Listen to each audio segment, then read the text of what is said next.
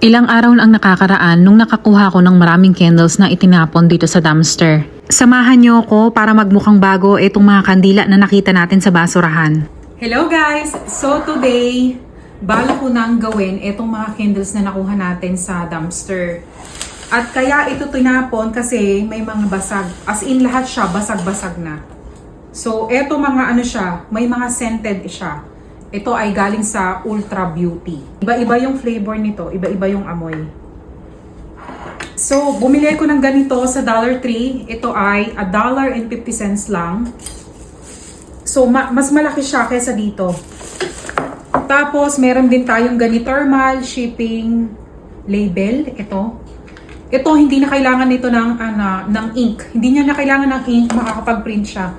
Ito yung gagamitin kong strainer para matanggal natin yung ibang bubog na nandito sa sa candles. So, simula na tayo. Yung gagamitin kong pot, maliit lang.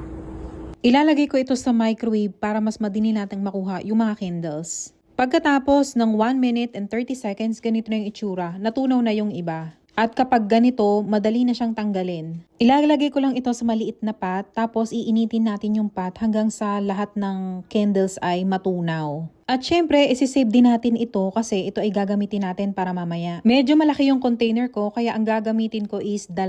Nag-gloves na rin ako kasi talagang messy hawakan ito. Lahat ng nakuha kong mga candles na galing sa Ultra, ito ay scented na, napakabango. Maghihintay lang tayo ng ilang minuto at ganito na yung magiging itsura niya. Hindi mo kailangan pakuluin, basta natunaw na siya, pwedeng-pwede na yan. Dito sa ilalim ng pot, may mga nakita tayong mga maliliit na bubog. Yan yung dapat nating kunin. Sasalain ko lang ito dito, tapos palalamigin. Hindi ko ito masyadong pupunuin kasi ilalagay ko pa yung pinagsisindihan nito dito sa may gitna. So bali ito, nalagyan natin ng 3.